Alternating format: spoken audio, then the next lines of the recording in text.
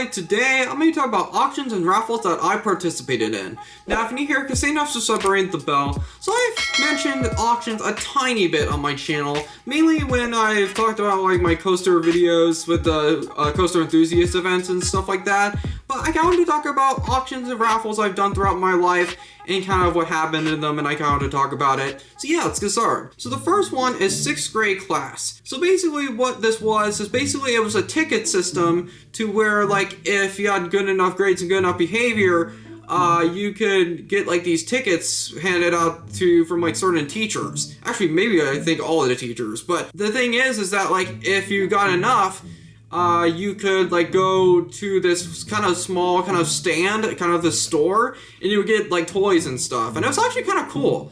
The thing is, I don't think they would do that now because like people and kids are way too competitive. I mean, they were back then, but I especially think that they wouldn't do it anymore. I don't think they even have it anymore. But what's interesting is that I was a bit of a sore loser. So like I would kind of like cry internally whenever I didn't win. I was a little jealous. And like because like these kids had so many tickets from just various things. I think what happened, now that I think about it, is I think they just bought those tickets from Walmart and their parents didn't know. Because what's interesting is that those tickets that they use for the school, it's just like normal tickets for you get at Walmart. So I think what happened is that there were some kids who were at the Walmart with their parents and the parents didn't know what was going on and they bought tickets and then just pretend they had more tickets, because there would be people who would have like over 50. It just felt very suspicious because like it just, and especially since it was kind of the beginning of the year, like they would still have people with a lot of tickets. So maybe they were just really well behaved, but I don't think so. I think there was some sort of ticket laundering, you could call it, going on. I think I did get a couple things. I think I got like a couple of McDonald's toys or something that they just kind of had probably laying around in storage somewhere. I mean, there were things that were new, but it was kind of mostly cheap stuff. But yeah, so I found that pretty interesting. Number 2 is a private school event. So, in the recent video, I think it was the Butterfly Effect video, I talked about the private school that I ended up leaving from and going back to high school to get an actual high school diploma.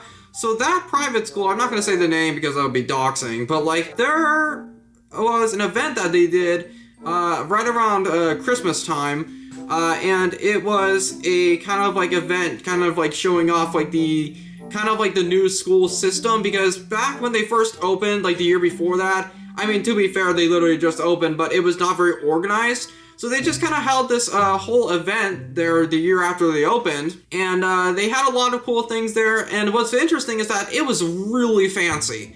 Like they had it rented out, and they like rent out like a venue or something, and it was literally like a James Bond movie or like a freaking like.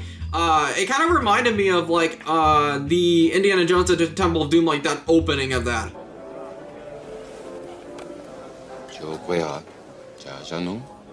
Yeah, so I was there and I saw that there were auctions and like raffles going on. There was a little bit of both.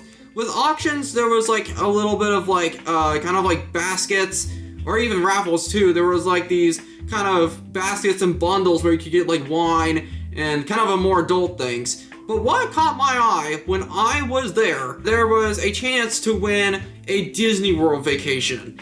And when I saw that, I was like, Mom, can we please do that? And it's kind of weird because back then I think I was a little less, like I kind of took it for granted with some of the times I've been to Disney World before that. So I wanted to go again. I mean, I think my parents were already gonna try to get and like buy tickets and get in the raffle for Disney World, and they bought around 4 or 5, and I think they spent around $100. Like the tickets, I think each were like $20 or something. So we had all the tickets from like literally probably every family that was in that private school that they participated in. They put that all in there, and I ended up winning it. Our family did, and I was like, how the crap did we win? Or at the time I thought that, because I think other parents probably only spent like 2 or 3 tickets. I think we literally spent like 4 or 5 to try to get it. And yeah, we ended up getting it, and I cried. And Like, I just did not think we would win it at all. I mean, maybe I kinda did, because there was like back then I was a little bit more of an optimist with those auction type of things. I mean, I'm not a pessimist now, but I'm a little bit more realistic with my expectations. So, that happened, and I think there's literally a photo of me crying somewhere, but it was kind of funny. But yeah, and it's kind of interesting because we didn't use that trip, or we didn't have time until, January 2019, and that event was December 2017. So we just had these, tickets that we were just holding on to for a while. But yeah, that was kind of cool. That was a really cool moment in my life. But yeah. Number 3 is White Elephant. So this is probably, out of all of these on these lists, kind of the least related to raffles and auctions, but I don't know when else I'm really going to talk about it, so I think it's kind of like it. So for people who don't know what White Elephant is, it kind of goes under different names. Like, I think it's kind of mainly called Dirty Santa now, but I'm just kind of have White Elephant ingrained in my memory. But yeah, so it's basically mainly an event that people do around Christmas or the holidays, where it's like a game where like you can steal stuff, like win items with like the gifts kind of right in the middle, and they're all wrapped up, and it's all kind of a mystery at first, and you can like open it, and there's like stealing involved and stuff. So we did it around every year, and we still kind of do it, but not as much, because it kind of got a little too competitive sometimes. But it's kind of weird because like when I was really young, like they didn't have it with like kids things yet, but I just kind of participated in them anyway, because I was kind of bored, because I was constantly waiting for Christmas Day. Like, I mean, I love my grandparents and I love the house that I go to every year, but like when I was really young, like I just could not stop thinking about Christmas Day. That was the only thing that was on my mind all the time. So like when there was an event that was kind of like somewhat Christmas and I could do that, and they let me do it even though I didn't like much of the prizes, I would just kind of participate and do whatever. But then a few years ago, I think back in 2023, we had like a Dirty Santa, White Elephant type of thing. I got a basket where it was like a lottery ticket thing, where like it had a crap ton of lottery tickets, and it was probably around $100 worth of lottery tickets all in this one basket. But yeah, so I ended up winning it, and we didn't win anything, maybe like $4. And that's why I'm not a fan of the lottery at all, despite me doing it in a few videos in the past. I just thought that it was cool seeing like all those lottery tickets in like that cool kind of basket. But yeah, I mean, I'm glad I did kind of get it.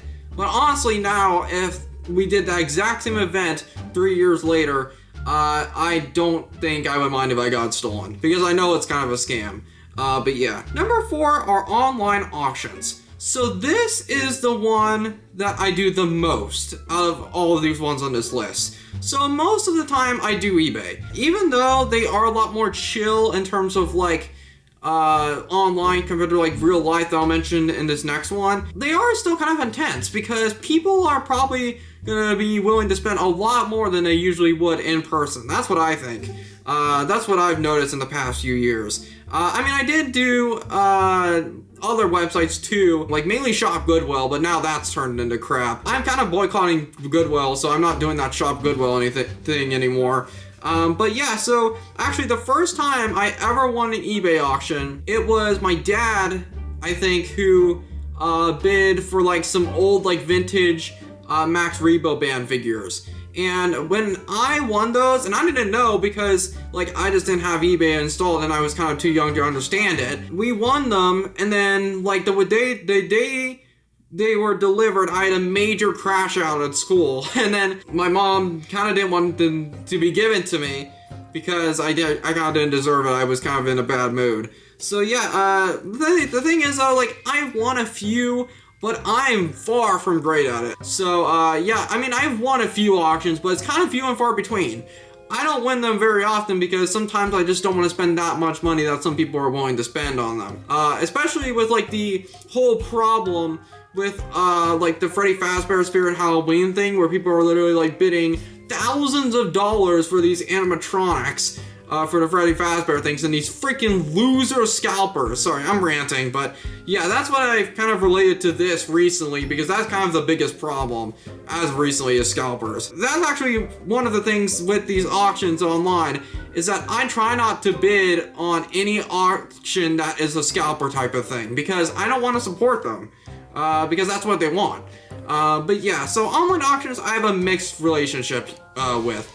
So yeah. So the last one is American Coaster Enthusiast Auctions. So this is basically the auctions that I have been to when I've gone to like the ACE events, which I've done a few videos on, mainly with the Solar City Christmas videos. So basically what they do is that they kind of have an auction for some of these events. They usually have them at like Worlds of Fun and Solar City, to where like you can bid on like a silent auction type of thing, where you could like write down your bid on like these pieces of paper. You can win stuff like parts and like literal parts from rides. Like you can win like fixtures and shirts. They have a really cool variety of items. Because I remember seeing it in 2023 for the first time when I went to that Silver City event, and I revisited that video, and I don't think I mentioned that in the video because I just barely knew about it. The only reason why I knew about it is because like I saw that the guy, I think his name is like Paul,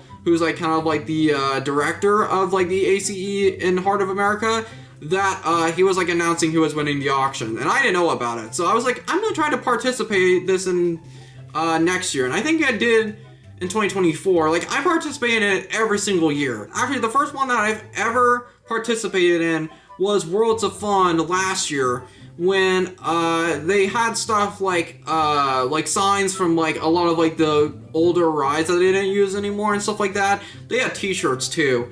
But I almost won it. There was a prize where it was like fixtures and like wheels from the ride Patriot. And I absolutely love Patriot. It's a great ride at Worlds of Fun. Probably one of the best ones there, to be honest.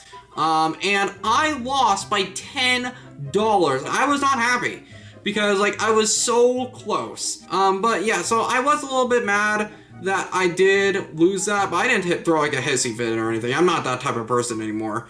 But yeah, so actually the most recent one I participated in is the one last year with the Silver City one, where it was a event where like I remember when I filmed like the inside of it, when the CEO of Solar City, Brad Thomas, or I think it might have been Hershend Entertainment, he was doing like a whole announcement there, and in that building they had this corner where it was like where you would bid stuff. And I hope to God with this new event this year, please put it somewhere else, literally anywhere else, because it's such a problem, because it's so cramped, and so some, not all of them, but there are a few people in that group who are jerks and buttholes, because people would just kind of just block, like they would kind of like write their stuff down and then like take an eternity and then block people from trying to bid up them.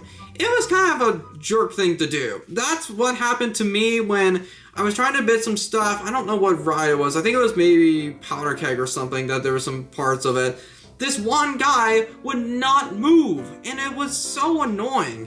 Like, and I mean, he probably would have won anyway, because people are willing to spend so much money on it, but that pissed me off. So I went over to Grand Exposition parts, because that one wasn't as much in demand, and I still lost. I just haven't had good luck with it. They are doing another one, I think, for Solar City this year, because I am definitely going to go back to this event in this November. I bet this one will probably be even more crazy because of Thunderation closing. They're definitely going to have Thunderation parts there, probably. Because I just really hope that they put that literally anywhere else, because it was just really bad last year. So hopefully they can do that.